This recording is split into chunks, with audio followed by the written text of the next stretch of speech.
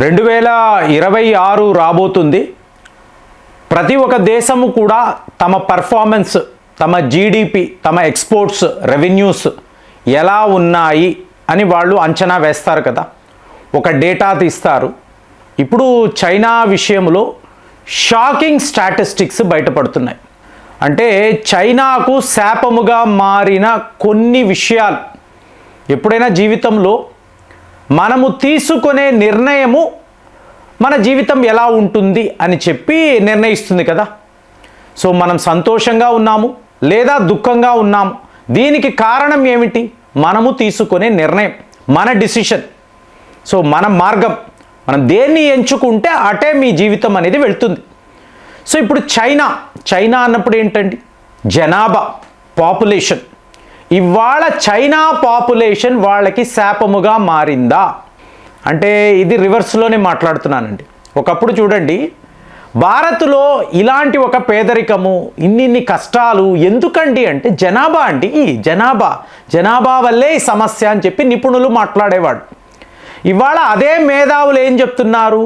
మీకు ఎక్కువ జనాభా ఉంటే మీకు చాలా పెద్ద మార్కెట్ మీ వద్ద ఉన్నట్టే. రివర్స్. సో ఇప్పుడు చైనాలో పరిస్థితి ఏమిటంటే 140 కోట్లు అని అంటాము కదా, ఈ 140 కోట్లు అనబడే జనాభా మెల్లమెల్లగా 130, 120 ఇలాగ పడిపోవడం. అంటే పాపులేషన్ డౌన్ఫాల్. దీన్నే పాపులేషన్ క్లిఫ్ అని కూడా అంటారు. అంటే పీక్స్ అండ్ వ్యాలీస్, పెరగడము తగ్గడము అని ఉంటుంది. అదే భారత్ను చూశారనుకుంటే పెరగడమే, తగ్గడము లేదు. ఇప్పుడు చైనాలో ఉండే మేజర్ ప్రాబ్లం ఏమిటి అంటే వాళ్ళ వన్ చైల్డ్ పాలసీ అని పెట్టుకున్నారు. సో మెల్లమెల్లగా పెద్దవాళ్ళు వీళ్ళందరూ మరణించడము, జననము అనేది తగ్గిపోవడము, మ్యాన్ పవర్ లేకపోవడం. సో ఇప్పుడు నెక్స్ట్ 10 to 15 ఇయర్స్ చైనా ఒక మేజర్ క్రైసిస్లో పడిపోతుంది అని చెప్పి నిపుణులు మాట్లాడుతున్నారు.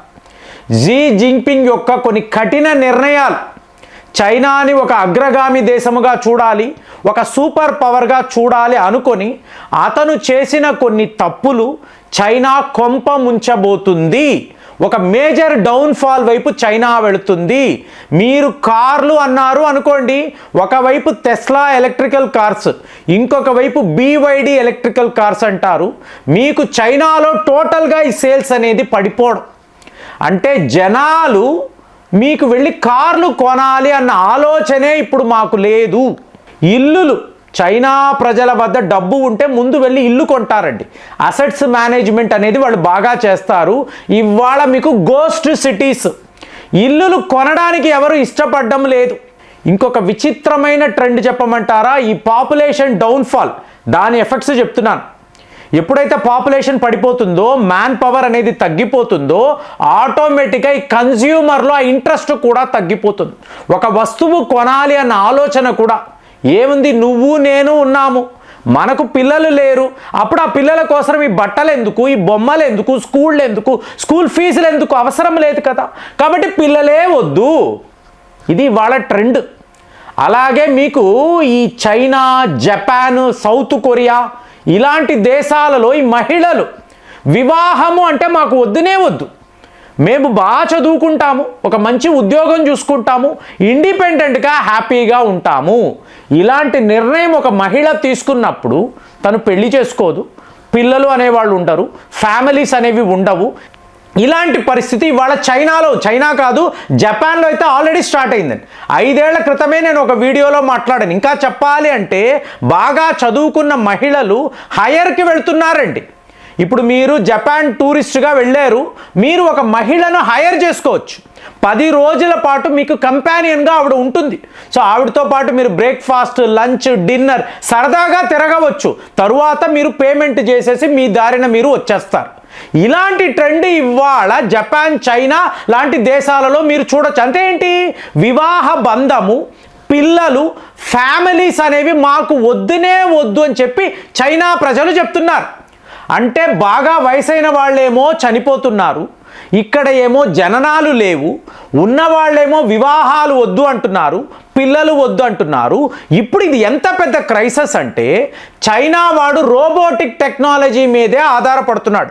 అంటే మనుషులకు బదులుగా రోబోలు వచ్చి ఉద్యోగాలు చేస్తే చకా పనులైపోతాయి, మనం ప్రొడక్షన్ని పెంచుకోవచ్చు, ఇలాగ మనము లాభాల బాటలో పడవచ్చని ప్రతి ఒక్క కంపెనీ ఆలోచించడంతో మీకు ఈ ఉద్యోగాల్లో ఉన్న వాళ్ళని తీసివేస్తున్నారు.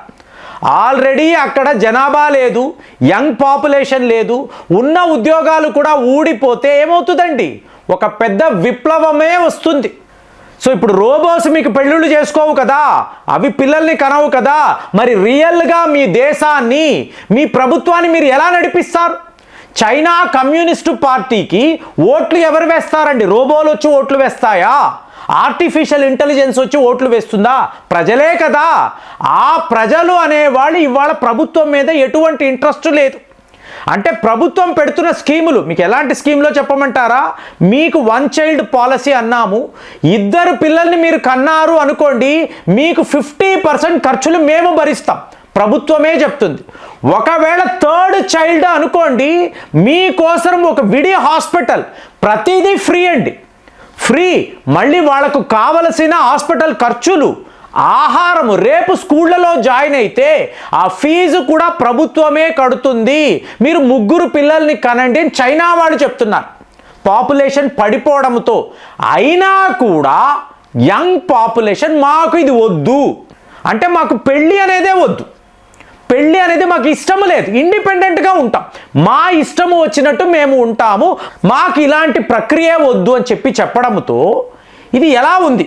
సో ఇప్పుడు దీన్ని షీ జిన్పింగ్ దృష్టి నుంచి చూశారు అనుకోండి, మీకు జనాభా తగ్గిపోవడము, మెల్లమెల్లగా ప్రొడక్షన్ తగ్గిపోవడము, రెవెన్యూస్ కూడా తగ్గిపోవడం. మీరు ఒక కంపెనీ పెట్టారు, ఆ కంపెనీలో మీరు రోబోటిక్ మిషన్స్ని పెట్టారు, మీకు మనుషులు అక్కర్లేదు అన్నారు. సో వీళ్ళు ఏం చేస్తున్నారు? వేరే దారి, వేరే దేశాలకు వెళ్ళిపోతున్నారు. ఆల్రెడీ చదువుకునే పిల్లలంతా అమెరికా, యూరోప్ వెళ్ళిపోయి అక్కడే ఉద్యోగాలు చేసుకొని తిరిగి చైనా రావడానికి ఇష్టపడడం లేదు. అంటే ఒకప్పుడు భారత్లో ఎలాంటి పరిస్థితి ఉందో ఇవాళ చైనాలో కూడా సిమిలర్ సిచ్యువేషన్. ఆదాయము ఉంటే చాలు, మాకు డబ్బు ఉంటే చాలు, వేరే ఏమీ అక్కర్లేదు, మేము ఫ్రీడమ్గా బతకగలము, మాకు వేరే విషయాలతో పనే లేదు. నీ దేశం ఏమైపోతే ఏంటి, నీ ఇండస్ట్రీస్ ఏంటి, నీ ఫ్యాక్టరీలు ఏమైతే మాకేంటి, ఎలాగో రోబోస్ ఉన్నాయి కదా, వాటితోనే మీరు కాలం గడుపుకోండి అంటే ప్రభుత్వానికి ఎన్ని చిక్కులు. భారత్కు ఉన్న మేజర్ అడ్వాంటేజ్ ఏంటండి? Young population. సో వీళ్ళు ఎప్పుడు కూడా ఉద్యోగాల్లో ఉంటారు, ఇంకా కూడా మన సాంప్రదాయాలు ఉన్నాయి. అయ్యా బాబు నీకు ఒక 25 ఏళ్ళు 30 ఏళ్ళు వస్తుంది, పెళ్లి చేసుకో, నీకు అంటూ ఒక సంసారం ఉండాలి అని పెద్దలు చెప్తారు. అక్కడ చైనాలో అలాంటి పరిస్థితి లేదండి.